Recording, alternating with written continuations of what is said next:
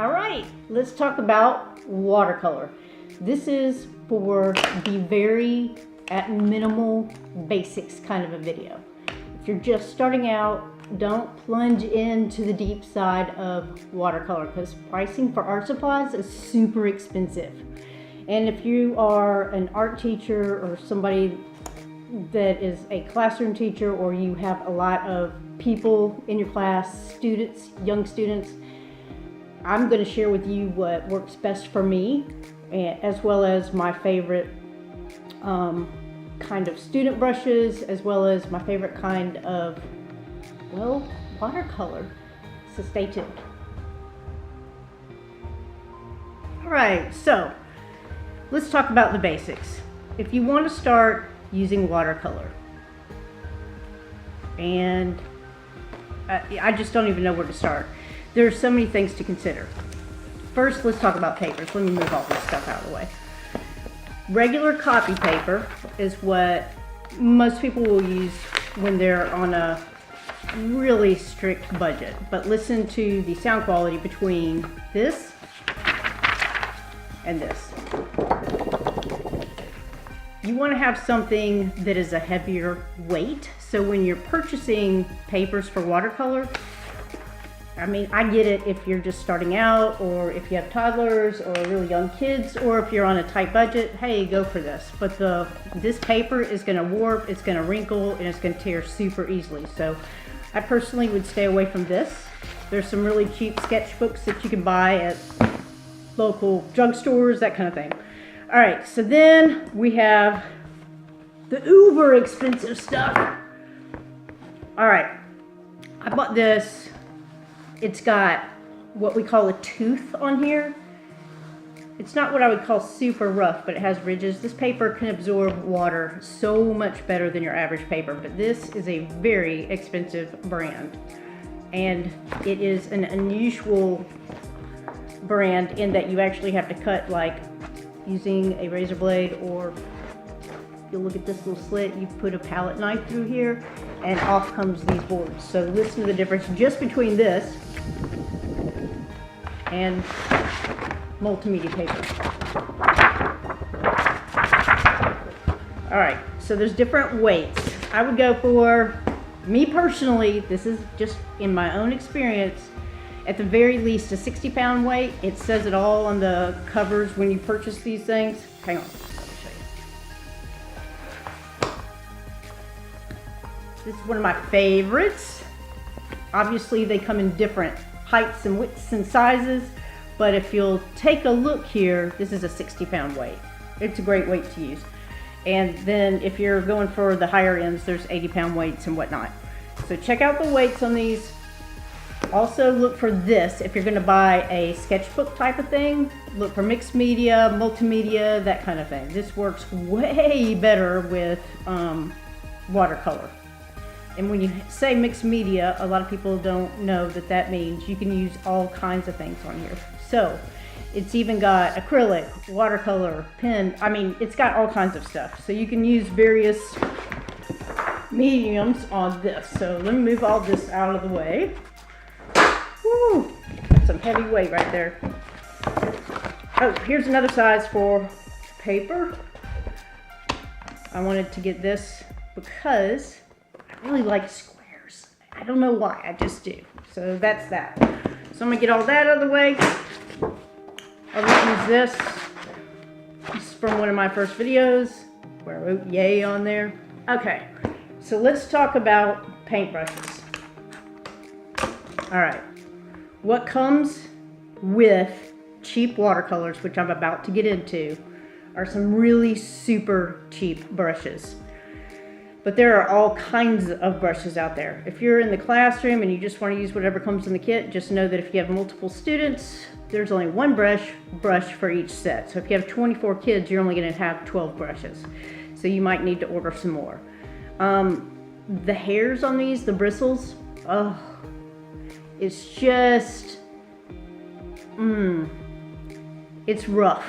And then some of the really cheap brands, I don't even have them because I throw them in a drawer and use them to stir things up in the classroom. But they're like plastic bristles at the end. They're terrible. No. Just say no. And some brushes can be relatively super inexpensive, but these are really hard bristles, and you can tell if you'll just take a look when they're still in the packaging, if it comes in packaging. They don't come with the tube on top of them. Let me show you. They'll come straight up like this, rough. These are pretty fake. All right, so anyway, so my very favorite brands are the kind with these little grips on them. I love them not just for the kids that I teach, but for myself. That shows them the exact height, where to hold their paintbrush and that kind of stuff, because you don't want them to be holding it like a pencil, or you don't if you're just now starting off.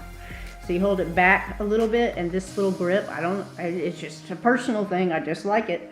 So this is a Royal brush, and they have big bulky classroom kits that you can purchase, but you also need to make sure when you are ordering these kind of brushes, any kind of brushes that you might be looking at, you need to make sure that there are enough of whatever bristle size you want to be using, whatever paintbrush size, that there is enough for a full class, a whole class.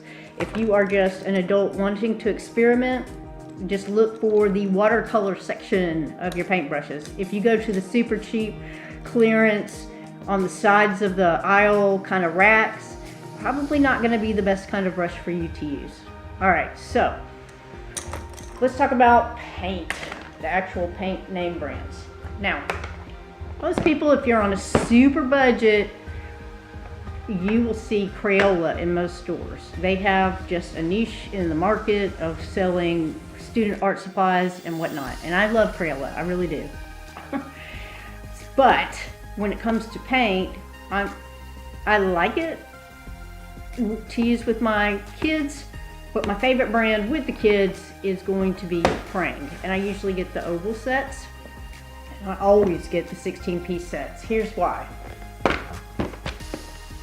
And this is great for beginners. Just look for Prang. All right. These do not cost that much money.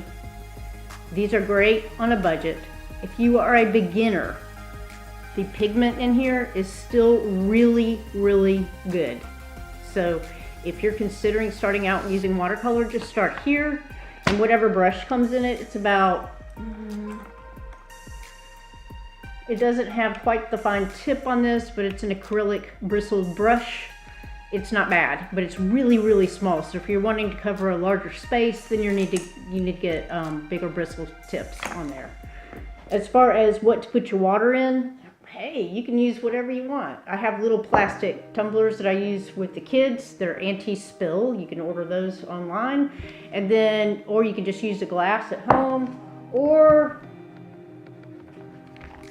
water buckets, paint buckets, whatever you'd like to call them. This is well used, gently loved, massively loved, but it has slots for when you are done, you can just put your paintbrush upright and it can dry like it's supposed to, because brushes do not dry down in a glass or a cup. It also has these ridges inside to get rid of the paint.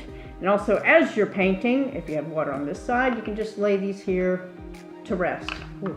Okay, and they have different sizes. So that'll brush off the watercolor. Now, in between coats or applications or whatever you want. This is my last tip when you are painting with students. And I really, really suggest this. It's the way that some kids are introduced into watercolor is they want to dig their brush in there like it's tempera paint or acrylic paint or some other thicker brand, or not brand, but consistency. So this is what I tell my kids. You don't have to do it this way. It's the way that works for me. What I tell the kids to do is make a swimming pool. Yeah, I just said a swimming pool. A swimming pool for ants, the insect kind. You want to make a little swimming pool for ants of the insect kind. Number two, you do not cram your brush in here. There's different personalities of kids, and they go into adulthood with these personalities. They're the kind that cram them in there and want it to be as dark as possible on the paper. They're the gentle, quiet kids who barely touch the surface, and when they paint, it's so uber light.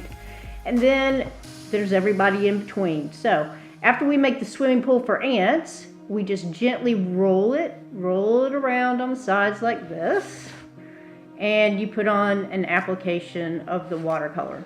If you want this to be darker at this point, you simply dip it back into the paint and add some more.